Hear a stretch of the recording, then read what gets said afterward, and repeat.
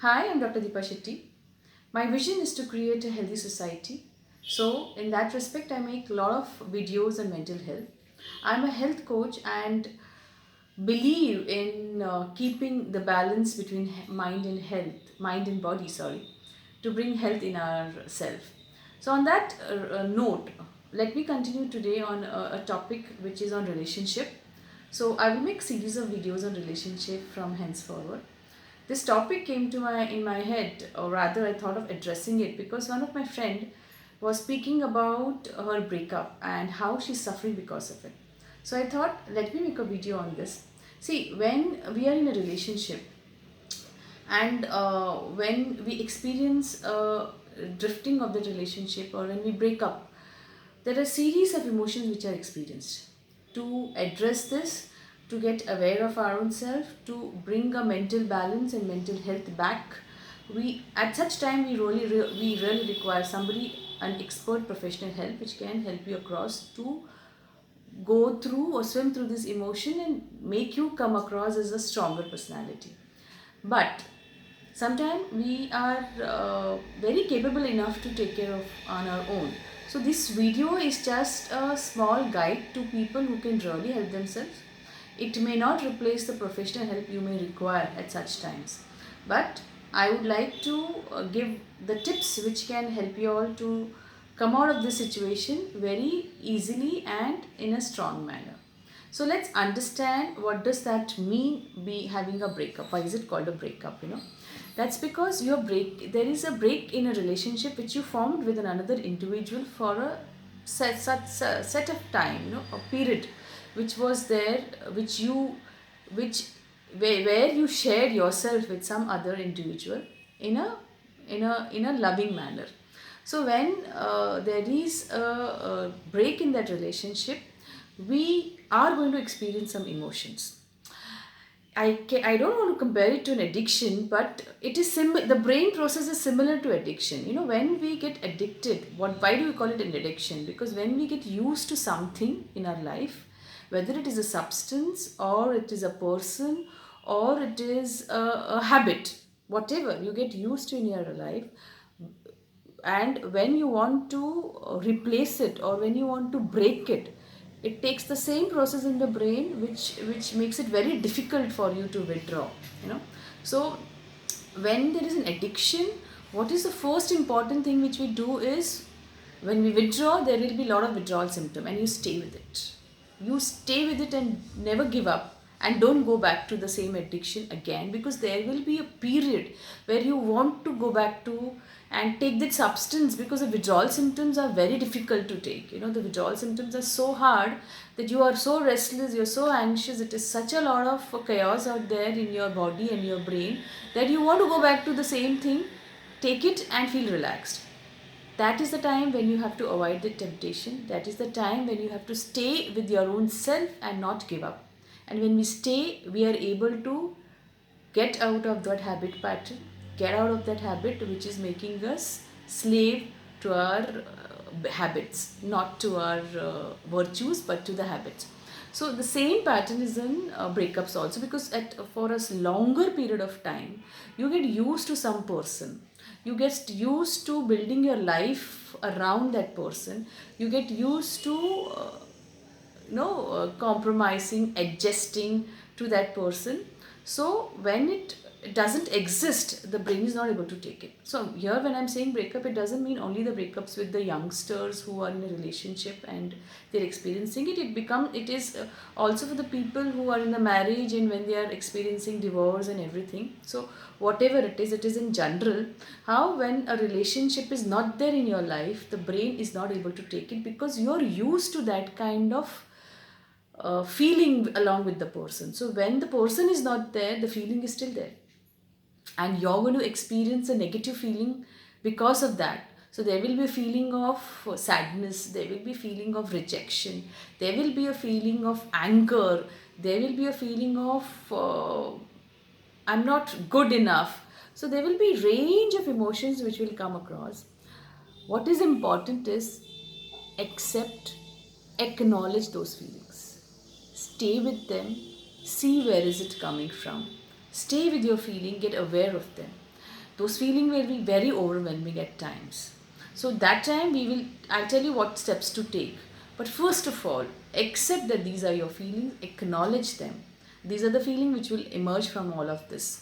There is a thought pattern behind it. Sometimes the breakup ends into a very sweet way. Sometimes it ends up the one partner leaving you. Sometimes you are the one who is breaking up. Even in any of these circumstances, you will experience a lot of feelings because you were in a comfortable zone with that person, and that comfort is gone. That feeling about feeling loved, and in response to not having it, so many other feelings will emerge. So acknowledge them, express them, talk to a friend, talk to anybody who is close to you, express them if you want in a diary. Write all the things which happen between you and your person, the partner. Write it down, express your feeling in your diary, or else express it with your friends.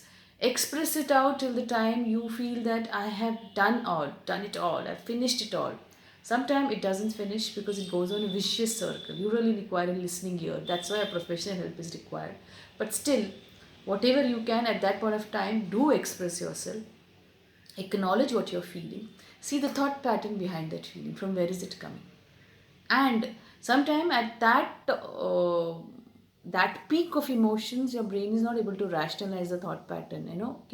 Why am I feeling like this? Is that the reality behind the feeling? I mean, if I feel rejected, is it telling me that I'm not good enough? So is it a reality? There are many other things which will tell you, that your friends will tell you, your loved ones will tell you that they love you. You have love in your life, but I will feel this because that one person is not there in your life. And so that kind of thought pattern where you see the reality will take some time frame. But at that point of time, when you're in the peak of these emotions, remember it will pass.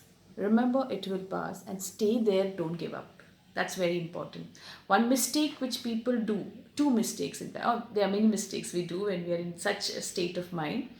But the most important, most ones which usually happen is that we may end up texting the ex back, because we want that relationship back. We want to get back. Remember, if it was meant for you, it wouldn't have gone away. Remember, it may not be your or that person's fault. Remember, even if the person is a cheater, he was not meant for you or she was not meant for you.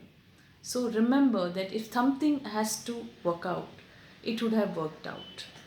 And if something is not working out, going back to the same relationship will not work out again. So I am not saying it for every relationship, but most of the time, if the relationship has broken up, it was not meant for you. So acknowledge that too. Stop yourself from texting the ex or responding to the ex or trying to, uh, go behind the exes on the social media, trying to track the exes, trying to find how that person is, whether the person is happy without you, whether the person is doing something or without you, whether the person is missing you. Forget all of that. Leave all of that, because somewhere down the line there was something which didn't work between you all. So stop that habit, because that is same like you getting back to the same addiction again because you want to feel pleasure. Stop that. That's very important. Second, don't get back into a new relationship immediately. That's called rebound, because we want to feel the same feeling of pleasure because you're feeling depressed. It's like getting back to a chocolate because you're feeling depressed. You're feeling pleasure of the chocolate covering the depression. It doesn't help.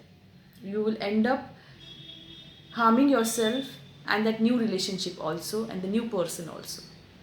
Give yourself a time to heal. It's very important that you give yourself time to heal. Once the healing occur, then you are ready for the new relationship. So don't get into any kind of rebound relationship. That's another important point which you have to take care.